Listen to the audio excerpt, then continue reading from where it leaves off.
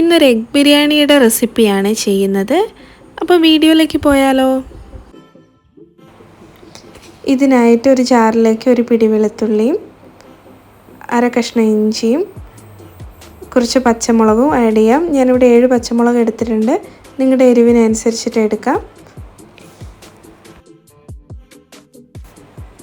ഇനി ഇതിലേക്ക് 3 വെല്ലുള്ളിയും ഒരു ഫുൾ ക്യാരറ്റ് കട്ട് ചെയ്തതും 3 തക്കാളിയും അതുപോലെ ആവശ്യത്തിന് സ്പൈസസ്, പിന്നെ നേരത്തെ നമ്മൾ ചതച്ച് വെച്ചിട്ടുള്ളതാണ് ഇഞ്ചി വെളുത്തുള്ളി പച്ചമുളക്, ഒരു 6 കോഴിമുട്ടയും കൂടെ എടുത്തിട്ടുണ്ട്.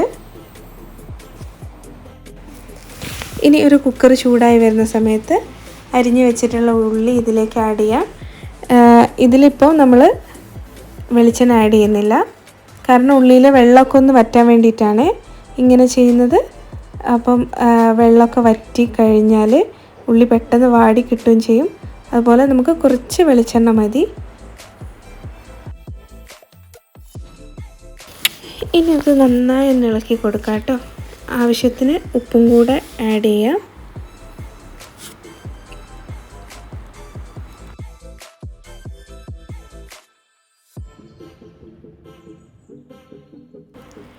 ഒന്ന് വാടി കിട്ടിയാൽ മതി കേട്ടോ. ഒരുപാട് ബ്രൗൺ കളറൊന്നായി വരണ്ട. ഇനി 2 ടേബിൾ സ്പൂൺ വെളിച്ചെണ്ണ ഒഴിച്ചൊന്ന് വാട്ടിയെടുക്കാം. ഇപ്പോൾ ഇതിലുള്ള വെള്ളമൊക്കെ ഒന്ന് വറ്റിയിട്ടുണ്ട് കേട്ടോ.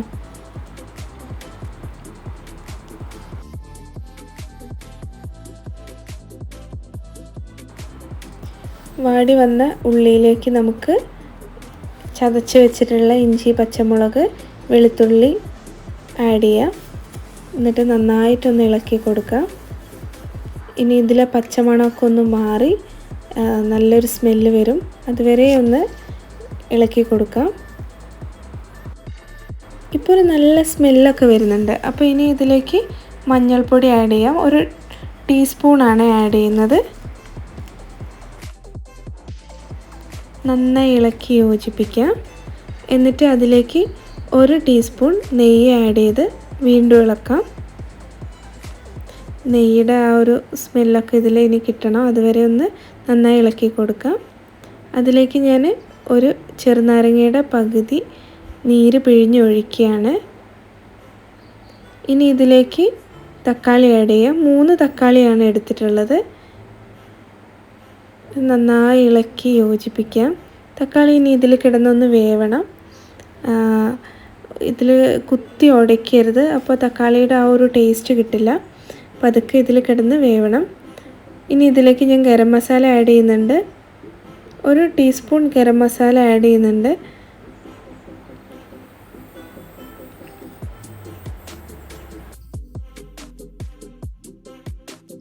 ഇപ്പോൾ തക്കാളിയൊക്കെ ഇതിൽ കിടന്ന് നന്നായി വെന്തിട്ടുണ്ട്. ഇനി നമുക്ക് ആവശ്യത്തിന് കുരുമുളക് ആഡ് ചെയ്യാം. കുരുമുളക് 1/2 ടീസ്പൂണാണ് ഞാൻ ആഡ് ചെയ്യുന്നത്. ഒന്ന് നന്നായി ഇളക്കി യോജിപ്പിച്ചതിന് ശേഷം ഫ്ലെയിം കുറച്ച് നമുക്ക് അടച്ച് വെക്കാം. ഇനി ഈ മസാലയൊക്കെ ഒന്ന് നന്നായി ഇതിൽ കിടന്ന് വേവട്ടെ. നമുക്കപ്പോഴേക്കും റൈസിൻ്റെ പരിപാടിയിലേക്ക് കിടക്കാം. ഇനി ഒരു കുക്കർ എടുത്ത് അതിലേക്ക് നമുക്ക് 2 ടേബിൾ സ്പൂൺ വെളിച്ചെണ്ണ ആഡ് ചെയ്യാം.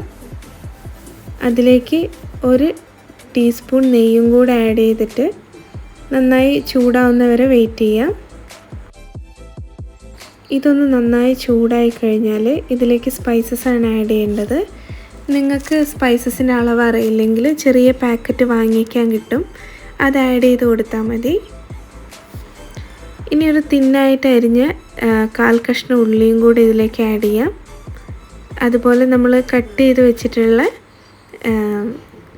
ക്യാരറ്റ് അതും കൂടി ഇതിലേക്ക് ഇനി ആഡ് ചെയ്യണം. ഒന്നൊരു ബ്രൗൺ കളറായി വരുമ്പോഴേക്കും നമുക്കതിലേക്ക് ക്യാരറ്റ് ആഡ് ചെയ്യാം. ക്യാരറ്റും ഇതുപോലെ ഒന്ന് ജസ്റ്റ് വെന്ത് വരണേ. ഒന്ന് മൂത്ത് വന്നോട്ടെ, അതുവരെ ഒന്ന് ഇളക്കി കൊടുക്കാം.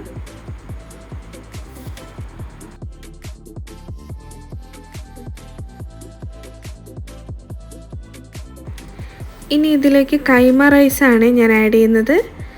1/2 കിലോ അരിയാണ് എടുത്തിട്ടുള്ളത്.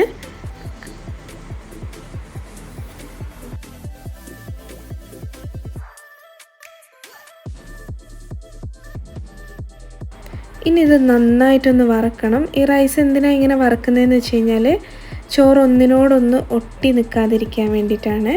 അപ്പോൾ നന്നായിട്ടൊന്ന് ക്ഷമയോടെ വറുത്തെടുക്കാം. നന്നായി വറുത്ത അരിയിലേക്ക് 2.5 കപ്പ് വെള്ളമാണ് ചേർക്കുന്നത്.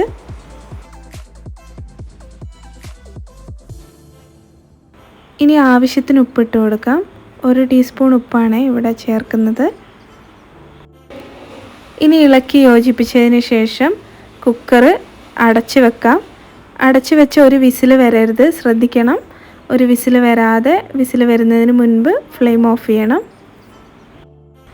റൈസ് റെഡിയാക്കുന്ന സമയത്ത് തന്നെ നമ്മുടെ മസാലയും കൂടെ റെഡി ആയിട്ടുണ്ട്.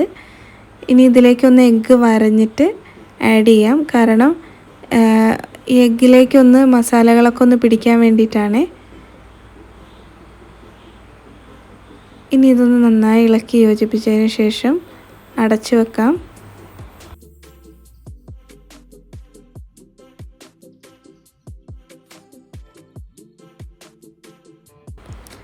ഇപ്പോൾ നമ്മുടെ മസാല റെഡി ആയിട്ടുണ്ട്. ഇതിലേക്ക് ജസ്റ്റ് ഒന്ന് മല്ലിച്ചപ്പും കൂടെ ആഡ് ചെയ്തിട്ട് നന്നായി ഒന്ന് ഇളക്കിയാൽ മസാല റെഡിയാണ്.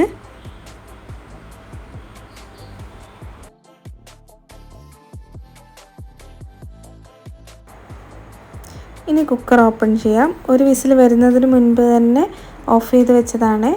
അപ്പോൾ കണ്ടില്ലേ, നമ്മുടെ റൈസൊക്കെ നല്ലോണം വെന്തിട്ടുണ്ട്. ഒന്നിനോടൊട്ടാതെ സെറ്റായിട്ട് കിട്ടിയിട്ടുണ്ട്.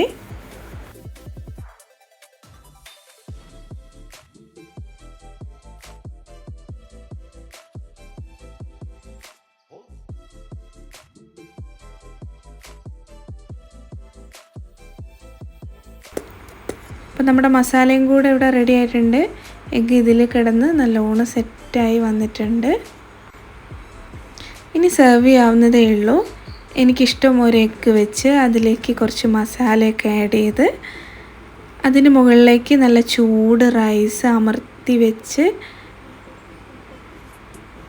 ഇങ്ങനെ വെക്കുമ്പോൾ എനിക്ക് എന്താണെന്നറിയില്ല, എനിക്ക് ഭയങ്കര ഇഷ്ടമാണ്. നിങ്ങൾക്ക് ഇഷ്ടമുള്ളതുപോലെ സെർവ് ചെയ്ത് കഴിക്കാം. നല്ലൊരു ടേസ്റ്റി ആയിട്ടുള്ള റെസിപ്പിയാണ്. എല്ലാവരും ഒന്ന് ട്രൈ ചെയ്ത് നോക്കണേ. മറ്റൊരു വീഡിയോ ആയിട്ട് വീണ്ടും കാണാം. ബൈ.